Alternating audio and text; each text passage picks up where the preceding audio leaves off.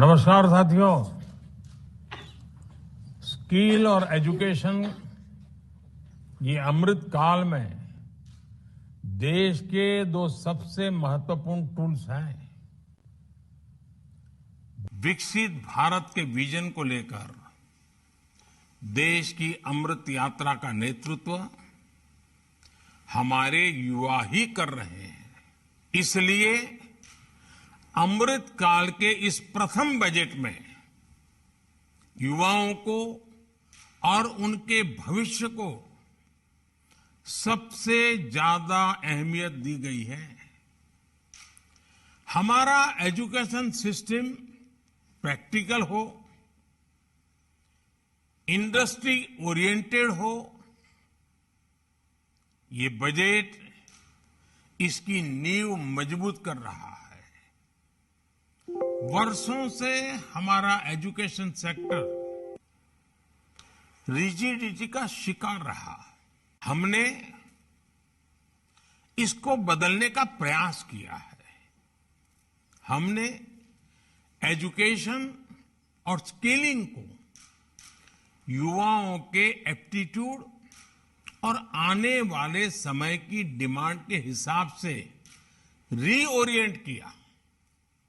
राष्ट्रीय शिक्षा नीति में भी लर्निंग और स्किलिंग दोनों पर समान जोर दिया गया है। मुझे खुशी है कि इस प्रयास में हमें टीचर्स का बहुत सपोर्ट मिला। इससे हमें अपने बच्चों को अतीत के बोझ से मुक्त करने का बहुत हौसला मिला है। इसलिए सरकार को एजुकेशन और स्किलिंग सेक्टर में और रिफॉर्म करने के लिए प्रोत्साहित किया है। साथियों, नई टेक्नोलॉजी नई तरह के क्लासरूम के निर्माण में भी मदद कर रही है। कोविड के दौरान ये हमने अनुभव भी किया है।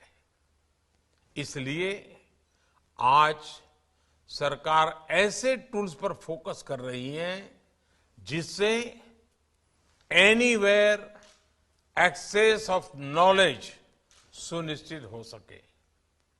आज हमारे ई लर्निंग प्लेटफॉर्म स्वयं में 3 करोड़ मेंबर हैं। वर्चुअल लैब्स और नेशनल डिजिटल लाइब्रेरी में भी नॉलेज का बहुत बड़ा माध्यम बनने की संभावना है। डीटीएच चैनल्स के माध्यम से स्टूडेंट्स को भी स्थानीय भाषाओं में पढ़ाई का अवसर मिल रहा है। आज देश में ऐसे अनेक डिजिटल और टेक्नोलॉजी आधारित इनिशिएटिव चल रहे हैं। इन सारे इनिशिएटिव्स को नेशनल डिजिटल यूनिवर्सिटी से और बल मिलेगा। ऐसे फ्यूचरिस्टिक कदम हमारी शिक्षा, हमारी स्किल और हमारे ज्ञान विज्ञान के पूरे स्पेस को बदलने वाले हैं। अब हमारे टीचर्स की भूमिका सिर्फ क्लासरूम तक सीमित नहीं रहेगी। अब हमारे टीचर्स के लिए पूरा देश, पूरी दुनिया ही एक क्लासरूम की भांति होगा। ये टीचर्स के लिए अवसरों के नए द्वार खोलने वाला है। हमारे एजुकेशनल इंस्टीट्यूशंस के लिए भी अब देश भर से टीचिंग मटेरियल की अनेक प्रकार की विविधताएं, अनेक प्रकार की विशेषताएं, स्थानीय टच, ऐसी अनेक बातें उपलब्ध होने वाली है। और सबसे बड़ी बात, इससे गांव और शहर से स्कूलों के बीच जो खाई होती थी वो दूर होगी। सबको बराबरी के अवसर मिलेंगे। साथियों, हमने देखा है कई देश ऑन द जॉब लर्निंग पर विशेष बल देते हैं। बीते वर्षों में केंद्र सरकार ने अपने युवाओं को आउटसाइड द क्लासरूम एक्सपोजर देने के लिए इंटर्नशिप और अप्रेंटिसशिप को फोकस किया है। आज नेशनल इंटर्नशिप पोर्टल पर लगभग 75,000 एम्प्लॉयर्स हैं।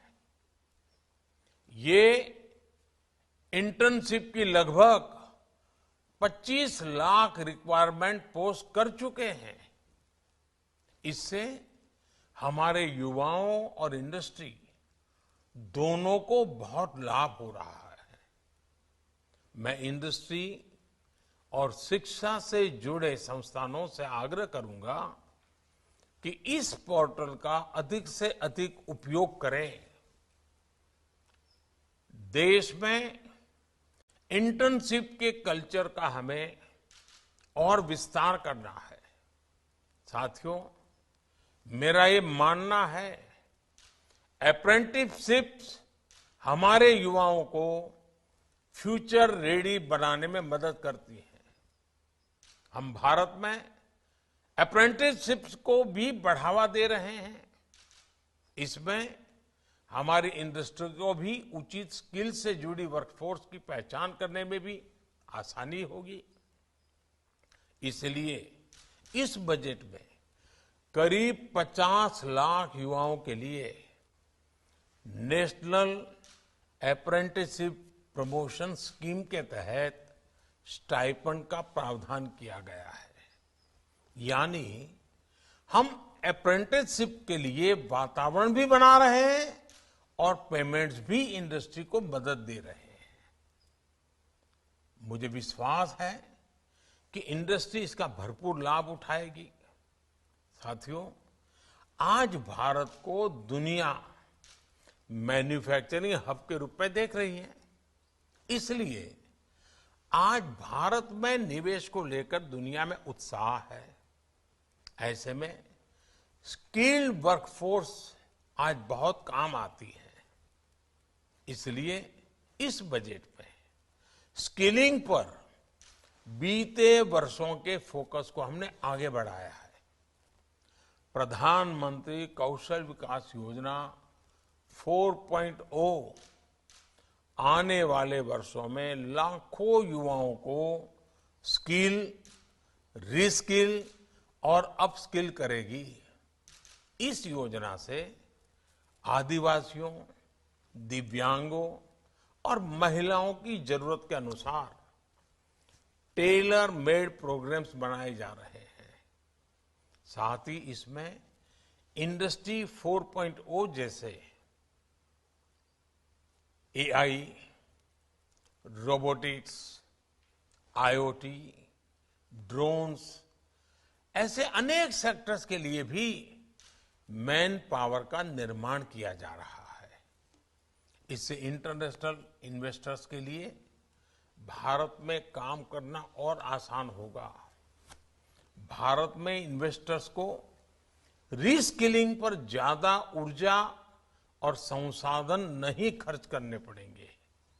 इस बजट में पीएम विश्वकर्मा कौशल सम्मान योजना का भी ऐलान किया गया है। इससे हमारे पारंपरिक कारीगरों, हस्तशिल्पियों, कलाकारों के स्किल डेवलपमेंट पर जोर दिया जा रहा है।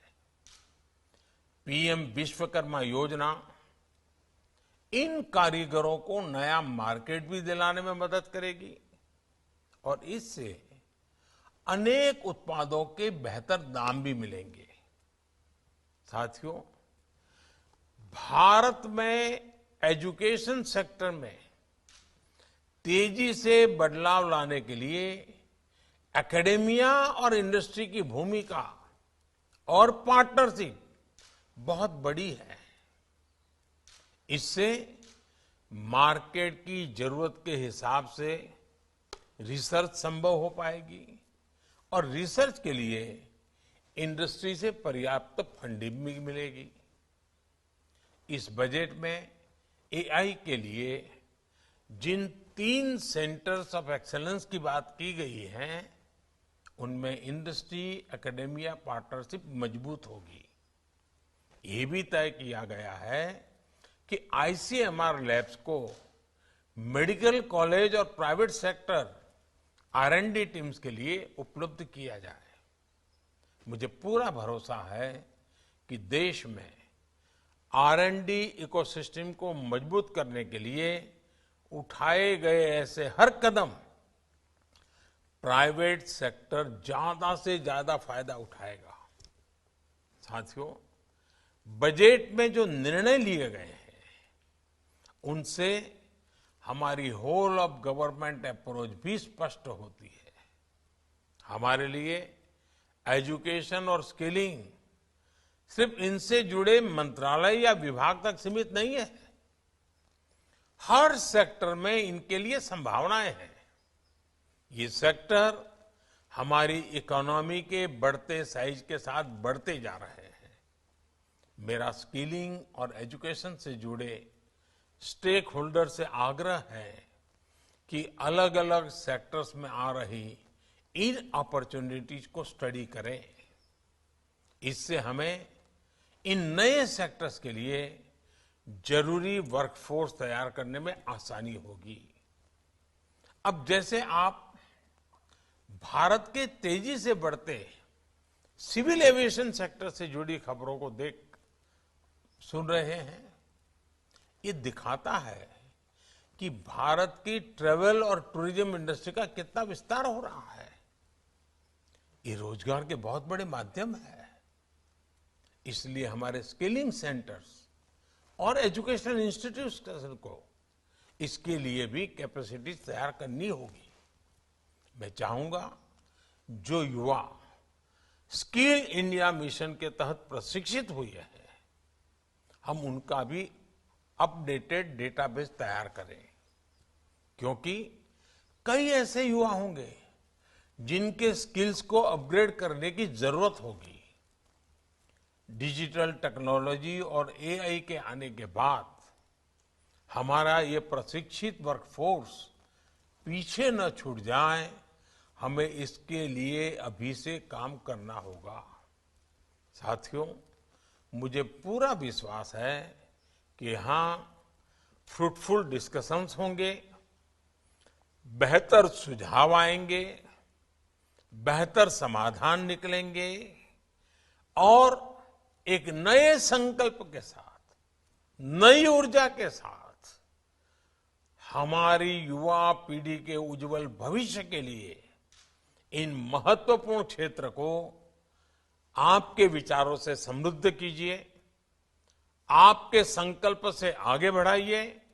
सरकार कंधे से कंधा मिला करके आपके साथ चलने के लिए तैयार है। मेरी आप सबको इस वेबिनार की सफलता के लिए बहुत बहुत शुभकामनाएं हैं। धन्यवाद।